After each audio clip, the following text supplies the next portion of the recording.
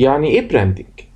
براندنج المقصود بيه هو العلامة التجارية او الماركة بالبلدي. يعني لما تيجي نبص في الشارع كده واحنا ماشيين، لما نلاقي القوس اللي عليه حرف ام ولونه اصفر، اتس ماكدونالدز، ده براندنج.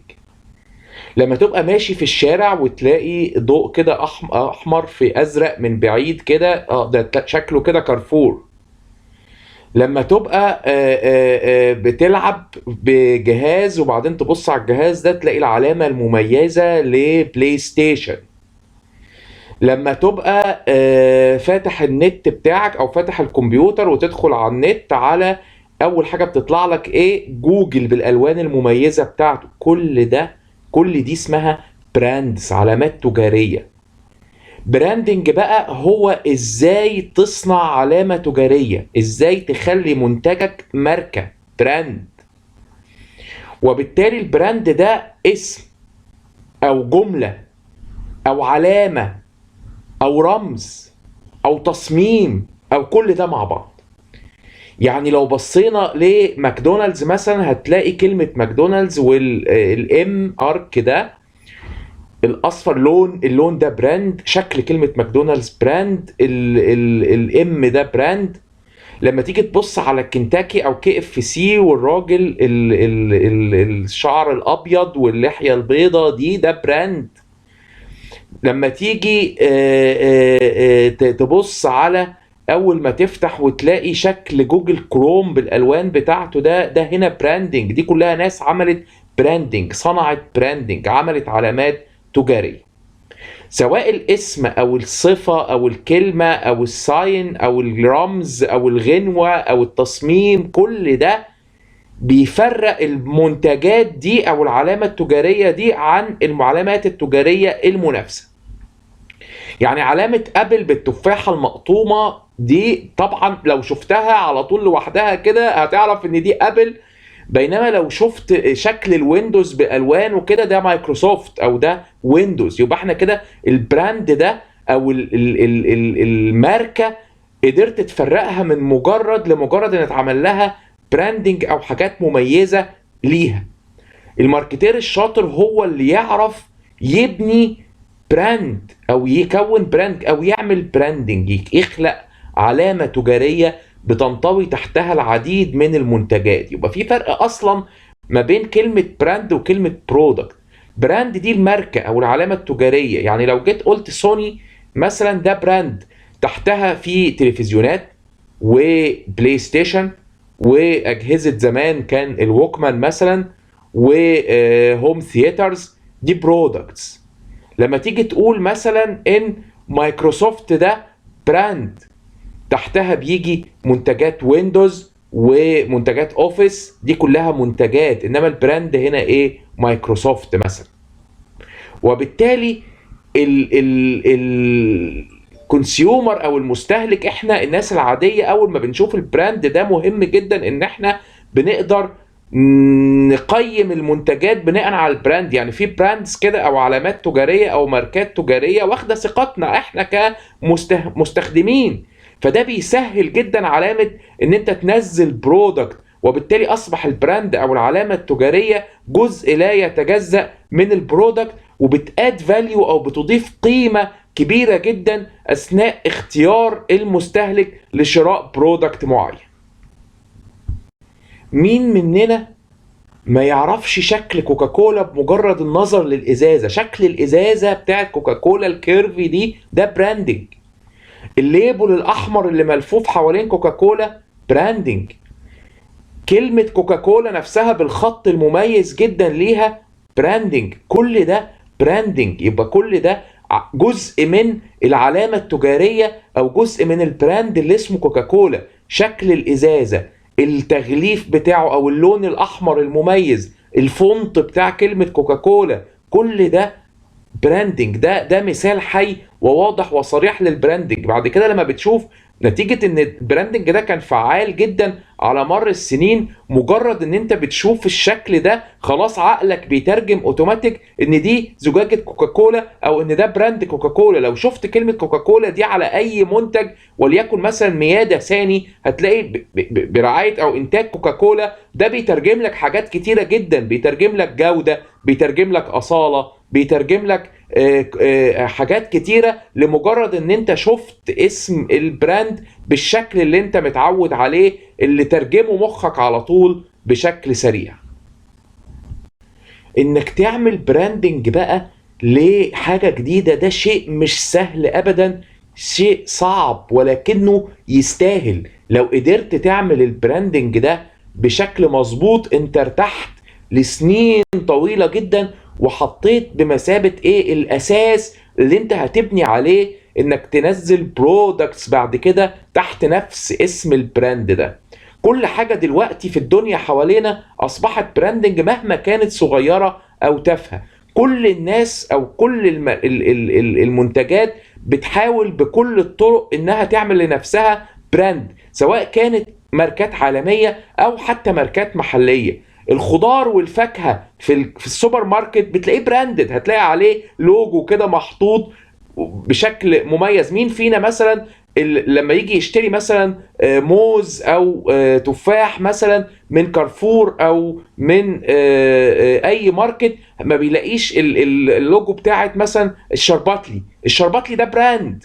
يعني فكرة فواكه الشرباتلي اللي بتبقى الشكل المميز او اللوجو المميز ده، الستيكر الصغير اللي يبقى ملزوق على الموز والتفاح ده براند. يتخيل هو بيتاجر في الفاكهة والحاجات دي، ومع ذلك عمل لنفسه براند، لان البراند ده شيء مهم جدا. ومجرد ان انت بتشوف اللوجو بتاع الحاجة محطوط، ده معناها ان انت ده بيترجم لك ان دي علامة جودة. انا جربت الماركة دي قبل كده، والماركة دي قبل كده كانت ناجحة جدا، وانبسطت من المنتجات بتاعتها وكل ده، وبالتالي دي حاجة مهمة بشكل كبير جدا.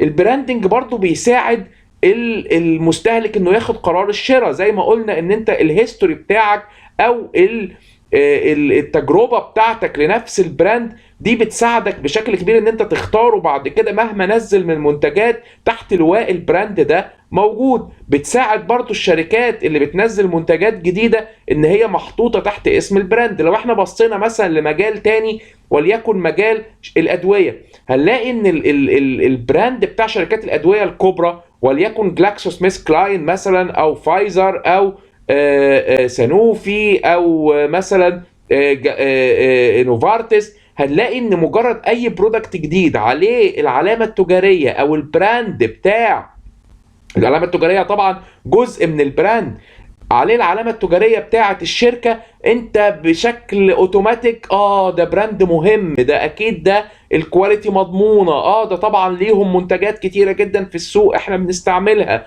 ده بيشجع الاطباء ان هم بيرسكرايب او يوصفوا الدواء، وبيشجع لو هو دواء او تي سي سهل ان الانسان العادي يشتريه من غير روشتة، بتلاقيه على طول والله ده شركة كبيرة، لا انا هشتريه اجربه اكيد فعال. شفتوا اهمية البراند؟ فانك تصنع براندنج ده شيء عظيم عظيم، من اهم القرارات اللي بياخدها الماركتير في انه يصنع دواء او في تسويق الدواء هي البراندنج ده. البراندنج برضو ليه ميزة مهمة جدا للشركات، انه بيحمي العلامة التجارية او حقوق الملكية للمنتجات بتاعتها، فبالتالي صعب جدا انه يتقلد. يعني مجرد ان بيتحط البراند او العلامة التجارية لشركة معينة او لبراند معين على منتج، فبالتالي غير انه هو زي ما اتكلمنا ان هو علامة الجودة وانه بيترجم في ذهن المستهلك لحاجات كتيرة قوي ايجابية، لا كمان بيحمي المنتج بتاعه من التقليد بواسطة المنافسين. يعني تخيل ما فيش براند محطوط على منتج نازل، وليكن مثلا عصير ما عليهوش براند، ما عليهوش اسم تجاري، ما عليهوش علامة تجارية محطوطة، يعني خلاص هيبقى بقى مشاع مش بتاع شركة معينة. وبالتالي العلامة التجارية دي وسيلة مهمة جدا لحماية المنتجات من التقليد بفعل المنافسين. في ميزه كمان للبراندنج، وهي انها بتخلي الشركات توجه منتجات مختلفه لديفرنت كاستمرز، او ما يسمى الماركت سيجمنتيشن، اللي هو بتقدر تقسم الماركت بتاعها بيزد على البراند. وليكن مثلا عندنا شركه سيارات كبرى زي تويوتا.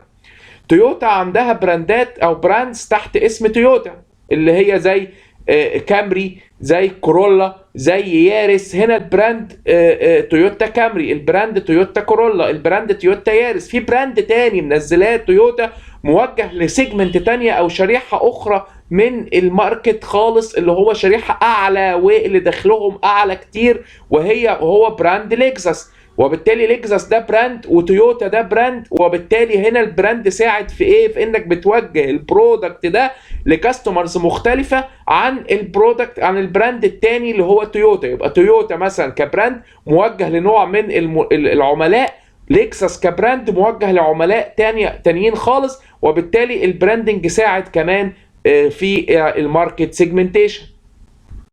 وبالتالي تقدر تقول ان البراند بالفعل هو البيز او هو الاساس اللي حواليه بتتبني القصة كلها. قصة نجاح المنتجات وقصة نجاح الشركات بتبقى مبنية على البراند. لو بصينا هنا KFC هنلاقي كل اللي في الصورة ده براند. اللون الاحمر في ابيض ده براند. الشخص الخواجة كنتاكي نفسه براند بشكله المميز، بنضارته، باللحية البيضة، بشعره الابيض. اتس فينجر ليكينج جود، اللي هو تاكل صوابعك وراها، ده براند. كل ده براند. فالعمليه دي كلها، الصوره المستطيل ده بتاع KFC ده اتس ا براندنج، مثال حي للبراندنج.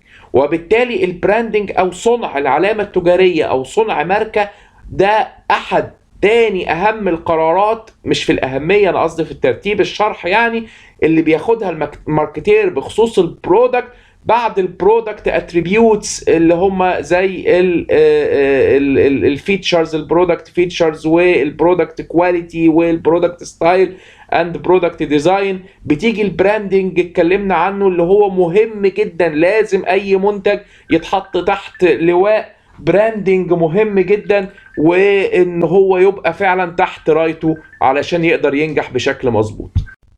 دي عناويننا على كل وسائل التواصل الاجتماعي تقريبا.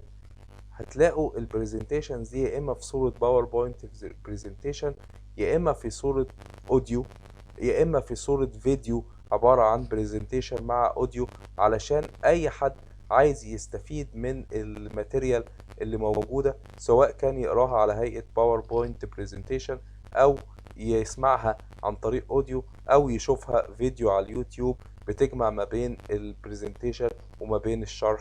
واتمنى ان الكل يستفيد، وان شاء الله نتقابل في سيشن بعد كده.